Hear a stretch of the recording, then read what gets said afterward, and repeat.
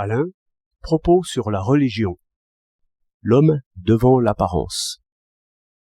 Penser, c'est dire non.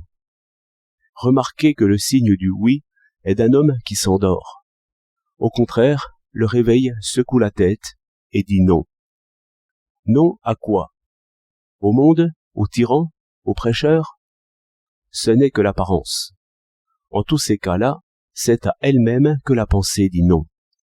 Elle rompt l'heureux acquiescement. Elle se sépare d'elle-même.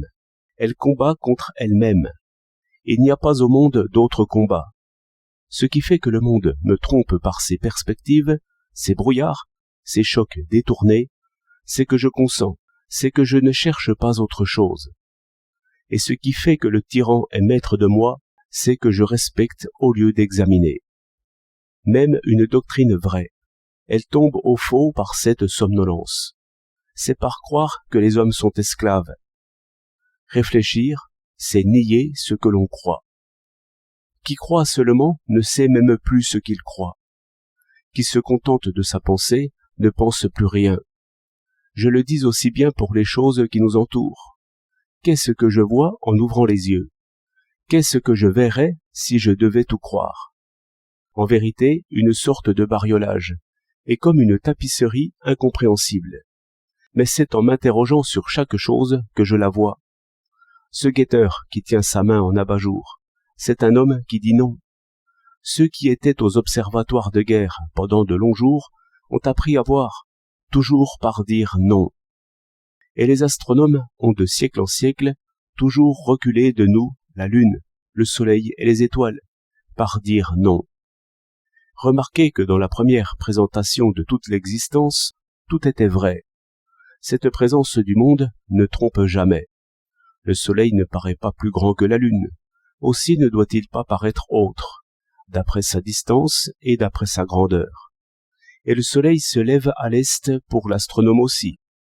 C'est qu'il doit paraître ainsi par le mouvement de la Terre dont nous sommes les passagers. Mais aussi, c'est notre affaire de remettre chaque chose à sa place et à sa distance. C'est donc bien à moi-même que je dis non. Toute religion est vraie, de la même manière que le premier aspect du monde est vrai. Mais cela ne m'avance guère. Il faut que je dise non aux signes. Il n'y a pas d'autre moyen de les comprendre. Mais toujours se frotter les yeux et scruter le signe, c'est cela même qui est veiller et penser. Sévère règle de nos pensées, plutôt soupçonnée que connue jusqu'à Descartes, car les anciens laissaient aller le monde et la guerre par peur d'autoriser trop de négations. Il fallait réfléchir sur la conscience même. Je pense, comme fit Descartes. Alors parut le doute, attaché comme une ombre à toutes nos pensées.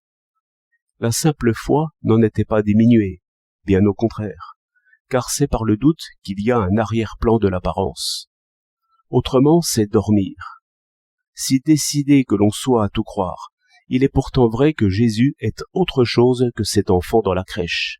Il faut percer l'apparence. Le pape lui-même la perce, en chacune de ses prières.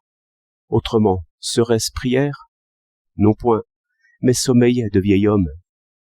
Derrière le signe, il y a la théologie. Mais la théologie, si elle n'est que signe, qu'est-elle?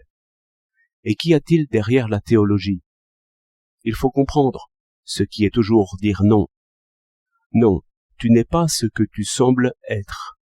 Comme l'astronome dit au soleil, comme dit n'importe quel homme aux images renversées dans l'eau. Et qu'est-ce que scrupule, si ce n'est dire non à ce qu'on croit? L'examen de conscience est à dire non à soi couché. Ce que je crois ne suffit jamais, et l'incrédulité est de foi stricte. Prends ton lit et marche. 19 janvier 1924.